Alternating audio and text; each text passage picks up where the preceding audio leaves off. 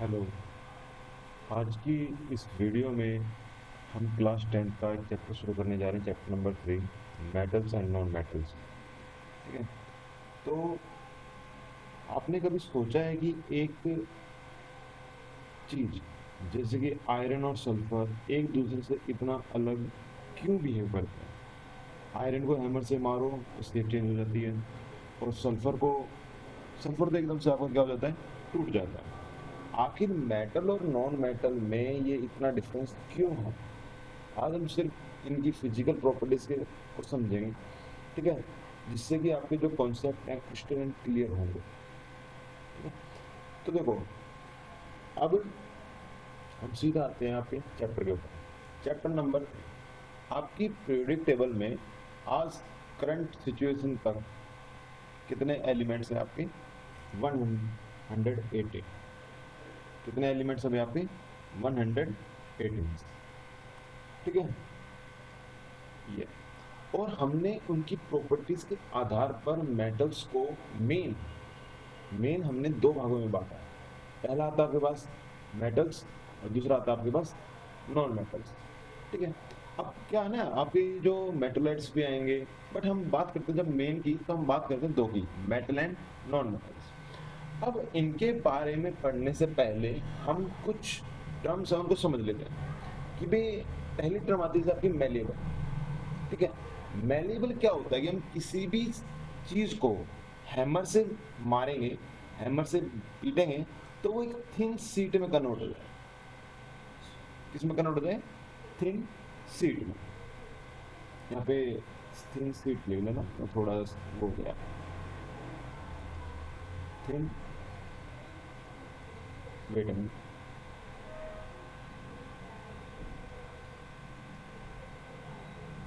Thin sheet में क्या हो जाता है, वो कन्वर्ट हो जाता है बिना वो टूटे हुए। दूसरी प्रॉपर्टी आती है आपके पास डक्टाइल। डक्टाइल का मतलब होता है कि हम उसको जैसे हैमर से करेंगे, मारेंगे, तो एक थिन वायर में बदल जाए, यानी कि बिल्कुल पतली वायर में बदल जाए, उसको हम क्या बोलते हैं? डक्टाइल। फिर एक तीसरी प्रॉपर्टी आती है आपकी सोनोरस, यानी वो क्या प्रोड्यूस करे? साउंड प्रोड्यूस करे। कैसी साउंड? Ringing sound. देखो, यहाँ पर रिंगिंग साउंड बहुत इंपॉर्टेंट है। देखो, साउंड तो आपके नॉन मेटल से प्रोड्यूस कर देंगे, जैसे हम किसी भी लकड़ी को किसी भी चीज से मारेंगे, ठीक है, किसी भी, जो भी आपकी चीजें हैं उसको हम मारें, तो वो साउंड तो वो भी प्रोड्यूस करता है।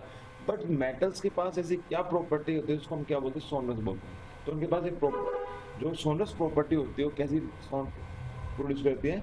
रिंगिंग साउंड, टन, ये वाली।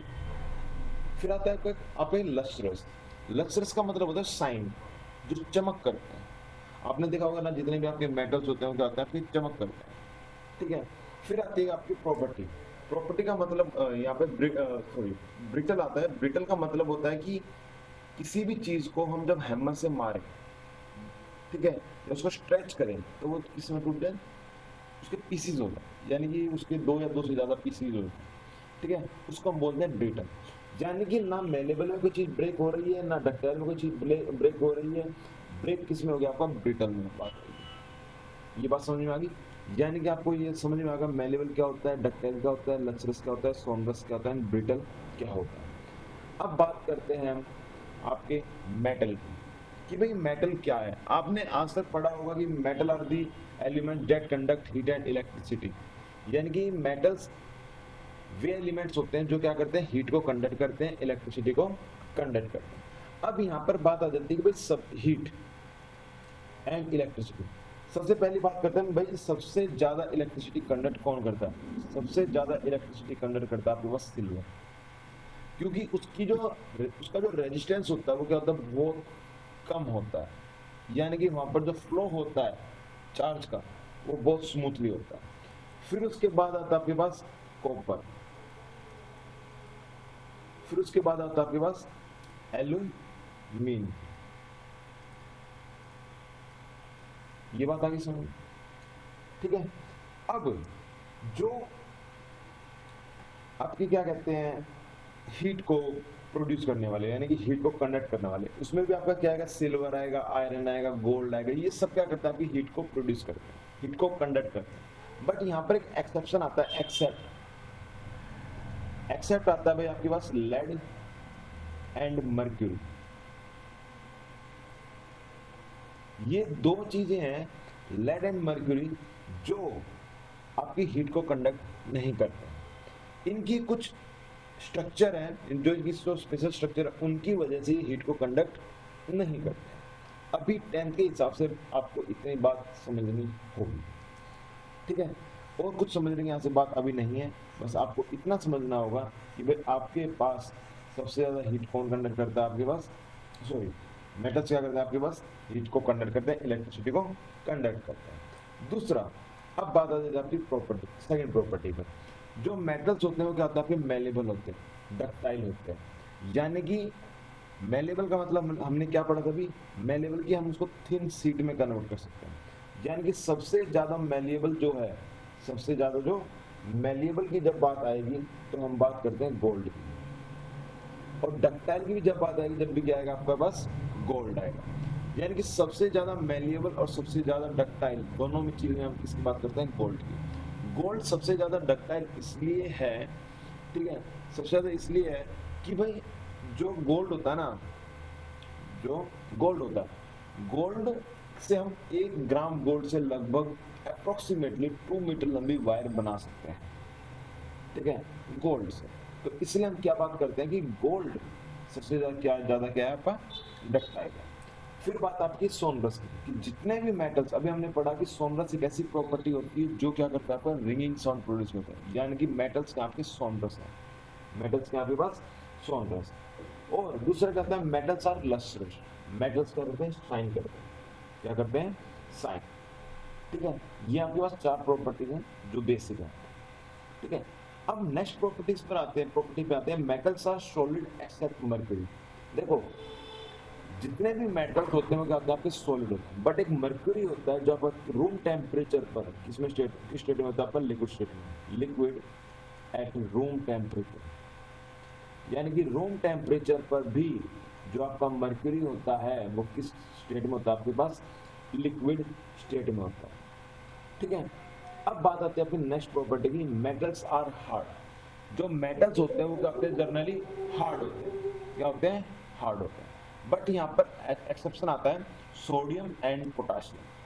सोडियम एंड पोटाशियम क्या होते हैं, सॉफ्ट होते हैं, सॉलिड तो है बट सॉफ्ट सॉलिड है, ठीक है। तो ये क्या होते हैं, सॉफ्ट सॉलिड होते हैं, और हम इनको नाइफ से इजीली कट सकते हैं, easily cut with knife, easily cut with knife, ठीक है। क्योंकि इनकी डेंसिटी क्या होती है, लो होती है, डेंसिटी क्या होती है इनकी, लो होती है। इतनी बात आप समझ जाओ, ठीक है। अब मेटल्स देखो हार्ड हैं, मेटल्स हार्ड होते हैं, तो समझ लो उनकी जो मेल्टिंग पॉइंट है, उनका जो बॉइलिंग पॉइंट है, वो क्या होगा, वो भी हाई होगा। अब देखो सोडियम और पोटाशियम क्या इजीली डेंसिटी कम है, तो यानी कि उनका मेल्टिंग पॉइंट और बॉइलिंग पॉइंट क्या होगा, कम होगा। यहाँ पे आप लिख दो except and sodium and potassium, ये मैं इसकी बात कर, बात समझ में आ गई है। अब लास्ट जो ये जो आपका जो ये पॉइंट है, metals are elements including hydrogen which form positive ions by losing electrons या डोनेटिंग इलेक्ट्रॉन्स बोल सकते हैं। देखो जितने भी मेटल्स होते हैं उनकी आउटर मोस्ट सेल के अंदर या तो 1 इलेक्ट्रॉन होगा, या 2 इलेक्ट्रॉन होगा, या 3 इलेक्ट्रॉन होगा। और आपने 9th क्लास में पढ़ा होगा कि जितने भी, जिसकी भी आउटर मोस्ट सेल के अंदर 1 2 3 इलेक्ट्रॉन्स होते हैं, वो क्या करते हैं, इलेक्ट्रॉन को डोनेट करते हैं। और मेटल्स की हर आउटर मोस्ट, जो आउटर मोस्ट सेल थी, हर मेटल की आउटर मोस्ट सेल के अंदर कितने इलेक्ट्रॉन होते हैं आपके पास, 1 2 एंड 3। तो इसकी वजह से वो क्या करता है, इलेक्ट्रॉन को डोनेट करता है, और इलेक्ट्रॉन को डोनेट करने की वजह से उसके ऊपर कैसा साइन आता है, पॉजिटिव आयन आ जाते हैं। यानी कि वो क्या होते हैं, आपके कैटायन, क्या होते हैं भाई, आपके कैटायन होते हैं, ठीक है। और इसकी जो आपका जो पॉजिटिव आयन आता है, तो उसकी वजह से हम उसको क्या बोलते हैं, आपका इलेक्ट्रॉन पॉजिटिव, क्या बोल देते हैं आप उनको, इलेक्ट्रॉन पॉजिटिव। ये बात समझ में आ गई। अब देखो ये जो लास्ट है, यानी कि आपके अर्थ क्रस्ट के ऊपर सबसे ज्यादा पाया जाने वाला जो मेटल है वो होता है आपके पास एल्यूमिनियम। क्या होता है भाई, एल्यूमिनियम। अब जो मेटल्स की जो हमने आज प्रॉपर्टीज, ये जो प्रॉपर्टी पढ़ी है फिजिकल प्रॉपर्टी, 10th क्लास के हिसाब से ये बिल्कुल परफेक्ट है। इससे ज्यादा आपको कुछ याद करने की जरूरत नहीं है, ठीक है। अब बात करते हैं हम आपकी नॉन मेटल्स की। अब देखो, नॉन मेटल्स और मेटल्स एक दूसरे के अपोजिट हैं, यानी कि जो नॉन मेटल्स जो मेटल्स होते हैं वो क्या होते हैं, good conductor of heat and electricity. तो नॉन मेटल्स क्या होंगे, उनके उल्टे होंगे, यानी कि non metals are the elements that do not conduct heat and electricity. वो हीट ना हीट कंडक्ट करेंगे ना इलेक्ट्रिसिटी कंडक्ट करेंगे। एक्सेप्ट, एक्सेप्ट आता है यहाँ पे, एक्सेप्शन आता है, एक्सेप्ट ग्रेफाइट एंड डायमंड। ये दो एक्सेप्शन होते हैं जो क्या करते हैं, आपके हीट को क्या करते हैं, कंडक्ट करते हैं। अब इलेक्ट्रिसिटी में भी, इलेक्ट्रिसिटी में स्पेशल इलेक्ट्रिसिटी में आता है आपका ग्रेफाइट, जो क्या है आपका एलोट्रोप्स ऑफ कार्बन है। कार्बन क्या है, एक नॉन मेटल, वो इलेक्ट्रिसिटी कंडक्ट नहीं करता, बट ग्रेफाइट जो उसका एलोट्रोप, ग्रेफाइट जो कार्बन का एक एलोट्रोप्स है वो क्या करता है, इलेक्ट्रिसिटी कंडक्ट करता है। ये हम बात पढ़ेंगे आपके चैप्टर नंबर 3 के अंदर, कार्बन एंड इट्स कंपाउंड के अंदर। क्योंकि जो ग्रेफाइट होता है ना, उसके पास क्या होता है, आपके फ्री इलेक्ट्रॉन्स होते हैं, और फ्री इलेक्ट्रॉन उसकी शेप ही, उसकी स्ट्रक्चर ही कुछ ऐसी होती है कि उसके पास क्या होते हैं, फ्री इलेक्ट्रॉन्स होते हैं। उस फ्री इलेक्ट्रॉन्स की वजह से ही वो क्या करता है, आपका इलेक्ट्रिसिटी को कंडक्ट कर पाता है। बात समझ में आ गई है। अब आपकी नेक्स्ट प्रॉपर्टी आती है, देखो मेटल्स क्या थे आपके, मेलेबल भी थे और डक्टाइल भी थे, बट ना नॉन मेटल्स ना तो मेलेबल होते हैं ना डक्टाइल होते हैं, वो क्या होते हैं, ओनली ब्रिटल। ये पॉइंट आपको 2 बार रिपीट हो चुका है। मेटल्स क्या होते हैं, ओनली आपके ब्रिटल होते हैं, यानी कि वो इजीली ब्रेक डाउन होते हैं। जैसे हम उसको हैमर से मारेंगे तो क्या हो जाएगा, इजीली ब्रेक डाउन हो जाता है। अब देखो, मेटल्स क्या होते हैं, नॉन लस्ट्रस होते हैं, यानी कि वो शाइन नहीं करते, ना वो सोनरस होते हैं। बट यहाँ पर एक एक्सेप्शन आता है नॉन लस्ट्रस में, कि भाई जो आपका जो आयोडीन है, आयोडीन वो क्या करता है, शाइन करता है। कैसे कलर में शाइन करता है, पर्पल, पर्पल कलर के वो क्या करता है, शाइन, चमक मारता है। कौन, आयोडीन। आयोडीन क्या है आपका, नॉन मेटल, बट वो शाइन करता है, यानी कि उसके पास एक ऐसी कुछ एक्सेप्शन है, यानी कि नॉन मेटल होने के बावजूद भी वो क्या, कैसा आपका, लस्ट्रस है। ये बात समझ में आ गई। दूसरा, जो नॉन मेटल्स होते हैं वो क्या करते हैं, साउंड प्रोड्यूस नहीं करते। अब देखो, जो नॉन मेटल्स होते हैं तो वो उनका जो टेम्परेचर होता है, यानी कि उसका जो मेल्टिंग पॉइंट होता है, बॉइलिंग पॉइंट होता है, वो क्या होता है, लो होता है। अब यहाँ पर भी क्या है, कुछ एक्सेप्शन है। देखो, डायमंड सबसे हार्ड है, डायमंड क्या है, सबसे हार्ड है। डायमंड भी क्या आपका कार्बन के एलोट्रोप है। अब उनका उनका जो बॉइलिंग क्या नाम है, वो हार्ड है, तो यानी कि उनका मेल्टिंग पॉइंट भी क्या होगा, हार्ड होगा, ऑब्वियस सी बात है, ठीक है। अब जो ग्रेफाइट हुआ और डायमंड हुआ, उनका जो हम अप्रोक्सीमेट आता है, तो वो आपका आता है 3900 डिग्री सेल्सियस, ठीक है, 3900 डिग्री सेल्सियस। और एक और आता है आपके पास सल्फर। सल्फर का जो मेल्टिंग पॉइंट होता है वो होता है आपके पास 115 डिग्री सेल्सियस। ये आपको याद रखने जरूरी होंगे। ग्रेफाइट और डायमंड की बात मैंने यहाँ पर कर दी, और सल्फर का कितना होता है आपका 150 डिग्री 15 डिग्री सेल्सियस। बात समझ में आ गई। अब जो नॉन मेटल्स होते हैं वो क्या होता है आपके, क्या फॉर्म करते हैं, नेगेटिव आयंस फॉर्म करते हैं, यानी कि वो इलेक्ट्रॉन को गेन करते हैं। अब जब कभी भी इलेक्ट्रॉन को गेन किया जाता है तो उनके ऊपर कैसा साइन आता है, आपके पास नेगेटिव साइन आता है, ठीक है। यानी कि जितने भी नॉन मेटल्स हैं उनके पास या तो क्या होंगे आपके पास 4 5 6 और 7 ये इलेक्ट्रॉन्स हैं, ठीक है। अब ये जितने जिसके भी आउटर मोस्ट सेल के अंदर 4 5 6 होते हैं तो वो हम किस चीज में कंसीडर करते हैं, आपके नॉन मेटल्स के अंदर। यानी कि देखो 4 वालों का क्या करता है, शेयरिंग करता है, क्या करता है, शेयरिंग करता है। और 5 6 7 वाला आपका क्या करता है, भाई आपका गेन करता है, इलेक्ट्रॉन को क्या करता है, गेन करता है, ठीक है। बात समझ में आ गई। अब उस गेन करने की वजह से ही उसके ऊपर कैसा चार्ज आता है, नेगेटिव आयंस आते हैं, और नेगेटिव आयन को हम क्या बोलते हैं, एनायन, क्या बोलते हैं, एनायन, ठीक है। अब ये जो एनाइन है, एनाइन क्या आपके पास एक इलेक्ट्रॉन नेगेटिव है, क्या है भाई आपके पास, इलेक्ट्रॉन नेगेटिव। अब हमने पढ़ा कि जो मेटल्स होते हैं वो आपके कैसे होते हैं भाई, सॉलिड होते हैं, बट यहाँ पर एक एक्सेप्शन आ जाता है आपके पास, सॉरी एक्सेप्शन नहीं, हम ये बात बोलेंगे मेटल्स का होता है आपके पास सॉलिड होते हैं। बट जब हम बात करते हैं नॉन मेटल्स की, इसकी बात करते हैं नॉन मेटल्स की। जो नॉन मेटल्स होते हैं वो आपके क्या होते हैं, सॉलिड होते हैं, आपके लिक्विड में भी होते हैं और आपके क्या होते हैं, गैस में भी होते हैं। ठीक है, ये आपके तीनों स्टेट के अंदर पाए जाते हैं। ठीक है, जैसे आपका जो मेटल होता है वो आपका किस चीज में पाया जाता है, ओनली सॉलिड फॉर्म में पाया जाता है।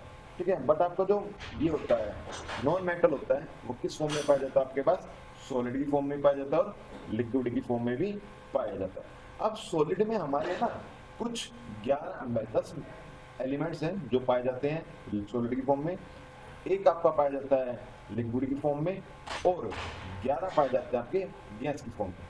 अब सॉलिड की फॉर्म में देखो हम मेन की बात करते हैं, जैसे आपका कार्बन है, ठीक है, दूसरा आपका पास आता है सल्फर, तीसरा आपके पास आता है फॉस्फोरस। ये कुछ मेन है जो आपके किस में पाए जाते हैं, सॉलिड फॉर्म में।